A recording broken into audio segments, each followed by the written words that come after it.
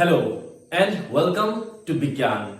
आज का थंबनेल देख के आपको पता चल गया होगा, आज मैं आप सबको कोई लेसन्स नहीं कराने वाला, ना ही ये वीडियो क्लिप एक स्टूडेंट स्पेसिफिक है। ये वीडियो हर कोई देख सकता है फॉर नॉलेजेबल पर्पसेस और अंडर प्रॉपर एडवाइजरी वो ये चीज को परफॉर्म भी करा सकता है अपने बॉडी पे, ताकि इसके बेनिफिट्स या लाभ को वो उठा सके। क्या है ये? इसको हम नॉर्मल लैंग्वेजेस में कहते हैं हिजामा, या फिर अगर आप इंग्लिश में कहें तो इसे कपिंग थेरेपी। ये कपिंग थेरेपी क्या होता है, इसके पीछे का साइंस क्या है, इससे क्या बेनिफिट्स मिलता है या क्या इसमें कोई साइड इफेक्ट्स है, इन सभी के बारे में हम आज डिस्कस करेंगे।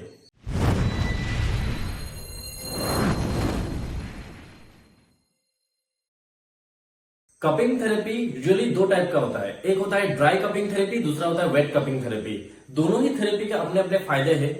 जो ड्राई कपिंग थेरेपी है ये यूजुअली स्विमर्स या फिर एथलीट्स करते हैं, ताकि उनके बॉडी में एक सक्शन क्रिएट किया जाए, एक प्रेशर क्रिएट किया जाए, जिसके वजह से जब उस प्रेशर पे नए ब्लड सेल का मूवमेंट हो या फिर उसे हीलिंग प्रोसेस से जब गुजरना पड़े तो वो स्किन ज्यादा बेटर परफॉर्म करे, इलास्टिसिटी बढ़ जाए, स्किन का स्टिफनेस मसल्स का होता है वो निकल जाए। लेकिन वेट कपिंग थेरेपी के कुछ ज्यादा फायदे हैं जो कि मैंने कराया है, इस वीडियो पे आप देख सकते हो। सो ये वेट कपिंग थेरेपी में क्या होता है, हम सबसे पहले ये छोटे छोटे जो कप्स आप देख सक रहे हो, इन कप्स को हम स्किन में प्लेस करते हैं। स्किन में प्लेस करने के बाद इससे एक गन होता है जो कि आपका सारे के सारे एयर को बाहर निकाल देता है और स्किन को पुल करता है। तो जब सारा एयर बाहर निकल जाता है, स्किन में पुल आता है, तो थोड़ी देर बाद उस कप को रिमूव किया जाता है। तो वहां पर वो स्किन में इन्फ्लेमेशन हो जाता है। इन्फ्लेमेशन जहां पे हो जाता है वहां पर शुगर टेस्ट करने वाला जो आपका छोटा छोटा नीडल आता है, या फिर आपका कोई भी स्टेरलाइज्ड नीडल लेके सेफली उस जगह पे छोटे छोटे पोर्स किए जाते हैं, होल, ताकि वहां से ब्लड का लीक आउट हो।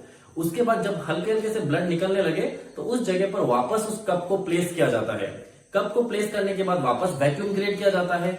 वैक्यूम क्रिएट करने के बाद जब ब्लड का आउटफ्लो होने लगे, अब यहां पर बहुत लोग कहेंगे कि खून में जितना गंदगी हो वो बाहर निकल जाता है, लेकिन मेरा इसमें मानना यह है खून में जो गंदगी होता है वो हमारे नेचुरल प्रोसेस से बाहर निकल जाता है, जो कि हमारे एक्सक्रीटरी सिस्टम में किडनी जो होता है उसे परफॉर्म करते हैं। लेकिन यहाँ पर जो हम कर रहे हैं ये हमारे स्किन की जो एपिडर्मिस लेयर है उसको होल करके हम जब पिन्स को इंसर्ट करते हैं और ब्लड जब बाहर निकलता है, निकलने बाद क्या होता है वहां पे हमारे एंटीबॉडीज डेवलप होते हैं, व्हाइट ब्लड सेल एक्टिवेट हो जाता है हमारे काम करने के लिए, हीलिंग प्रोसेस फास्ट हो जाता है। व्हाइट ब्लड सेल सबसे पहले अगर कोई बैक्टीरिया वायरस है उसको मार देता है, प्लेटलेट्स उस जगह को वापस रिपेयर करना स्टार्ट करता है। दैट मीन्स व्हाट, आपके जो ब्लड के कॉम्पोनेंट्स है वो यूटिलाइज होने लगते हैं और जो थोड़ा मोड़ा ब्लड है वो बाहर निकल जाता है। अब ब्लड फ्लो जब हो जाए बाहर में स्किन का, तो वापस न्यू ब्लड सेल बनना स्टार्ट होता है। तो ये प्रोसेस काफी अच्छा होता है आपके नेचुरल बॉडी प्रोसेस से कुछ हटके, अगर आपको आर्टिफिशियली कराना है स्किन को डिटॉक्सिफाई करने के लिए। तो ये जो ब्लड होता है बाहर निकल जाता है तो न्यू ब्लड सेल बनने लगता है, जो कि अच्छा होता है बॉडी के लिए।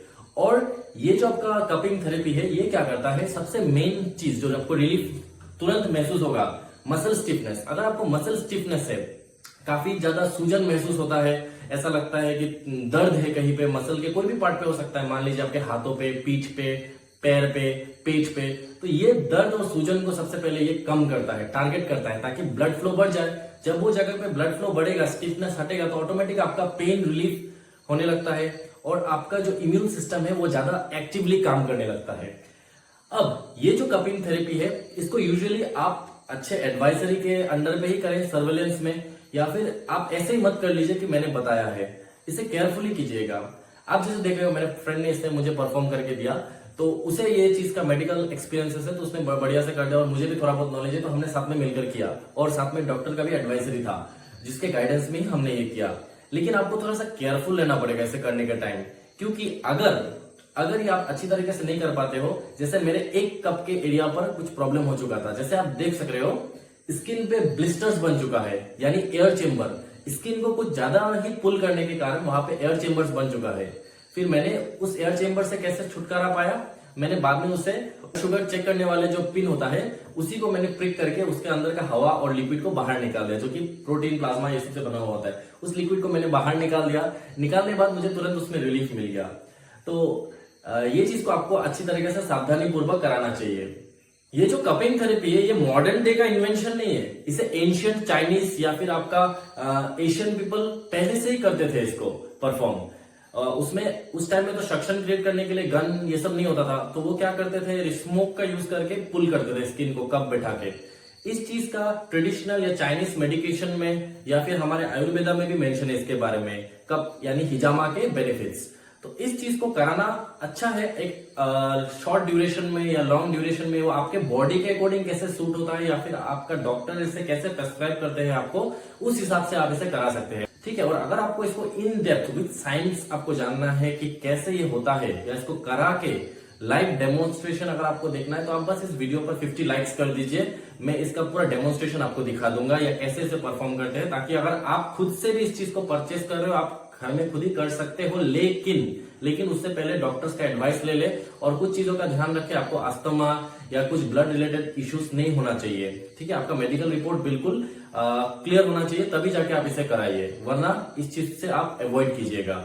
और इस पे जब आप करा रहे हो हमेशा इसमें 2-3 चीजों का आप ध्यान रखिएगा। सबसे पहला सैनिटेशन, क्लीन एनवायरनमेंट होना पड़ेगा इसको करने के लिए। और जहां पे भी आप कर रहे हो उस जगह पे, स्किन में, मान लो आप हाथ पे करा रहे हो, पीठ पे करा रहे हो, चेस्ट पे करा रहे हो, कहीं भी करा रहे हो, उस जगह को डिसइंफेक्टेंट कर लीजिए अच्छी तरीके से, वरना अगर बैक्टीरियल इन्फेक्शन या फिर आपका कुछ भी टाइप का इन्फेक्शन हो जाए तो वो बहुत घातक हो सकता है, इवन डेडली भी हो सकता है इस चीज को। ये छोटे से छोटा चीज को आपको ध्यान में रखकर ही इस चीज को कराना है। तो मैंने कराया और इसमें कुछ क्वेश्चन है। वो क्या क्या क्वेश्चन है, जैसे कि मान लीजिए क्या इसमें पेन होता है? हाँ ऑब्वियसली होता है, लेकिन उतना भी नहीं, उस लेवल का नहीं। जब हम स्किन में छोटे छोटे पोर्स करते हैं, तो यूजुअली मैंने वो शुगर टेस्ट करने वाला नीडल यूज किया, तो उसको यूज करने के एक फायदे है, उसमें जो पिन होता है वो बहुत छोटा होता है, राइट, वो ज्यादा स्किन के अंदर तक नहीं घुस पाता है, तो जिसकी वजह से डेंजर थोड़ा अवॉइड हो जाता है कि वो ज्यादा इंटरनल डैमेज ना करे।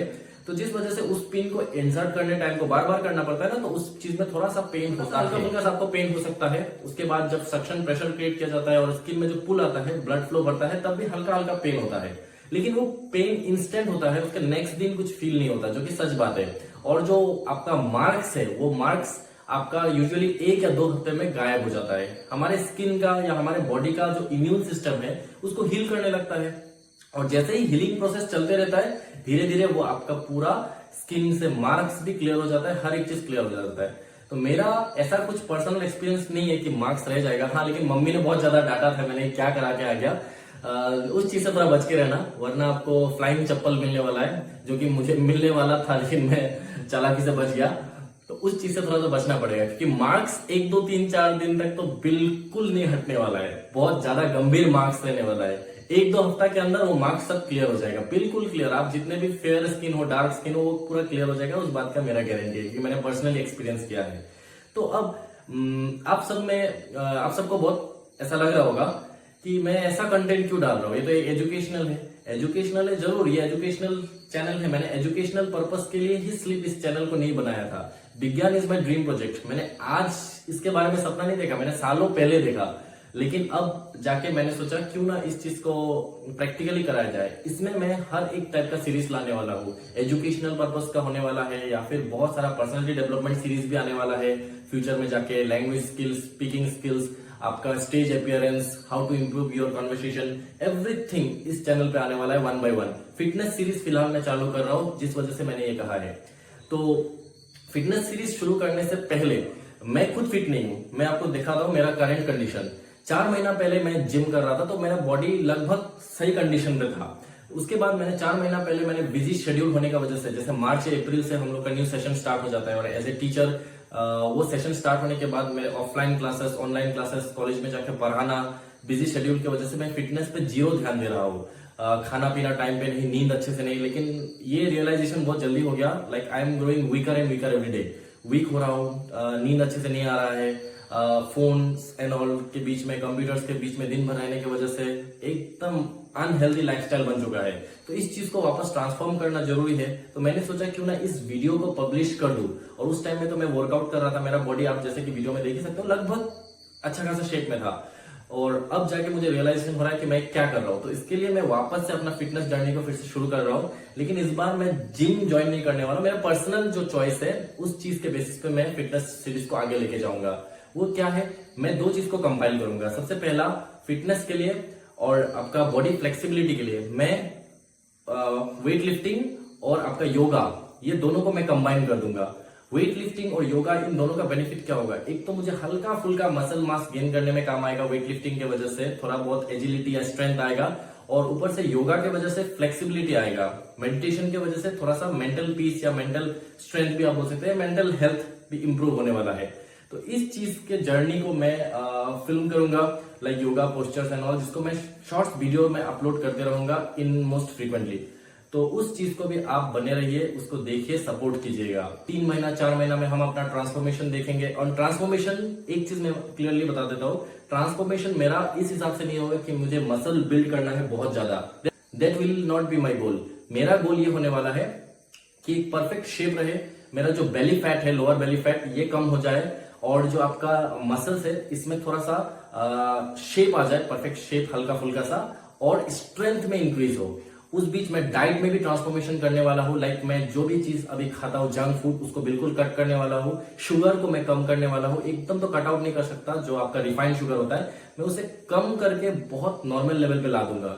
और मैं अभी का ब्लड शुगर लेवल चेक करूंगा और बाद में का ब्लड शुगर लेवल चेक करूंगा, जिससे मुझे पता चल जाएगा कि क्या डिफरेंसेस आया है। तो मेरे साथ इस जर्नी पे आप ज्वाइन कीजिए। एज ए स्टूडेंट्स भी जो मुझे देखते हैं वो भी इस जर्नी को ज्वाइन कर सकते हो। आपको भले वेट लिफ्टिंग भले ना करना हो, लेकिन आप योगा को कर सकते हो। उससे जस्ट आपका जो फिजिकल हेल्थ पे इंप्रूवमेंट नहीं आएगा, आपके मेंटल हेल्थ में, आपके मेमोरी भी स्ट्रांग होने वाला है। तो मेरे साथ इस जर्नी को ज्वाइन कीजिए, साथ मिलकर ग्रो होते हैं, not just in terms of education, in terms of fitness as well as everything. तो हर एक अलग अलग टाइप का कंटेंट इस चैनल में आपको मिलते रहेगा। आप बस जुड़े रहिए, अपना सपोर्ट बना के रहिए। So until then, keep watching big ज्ञान।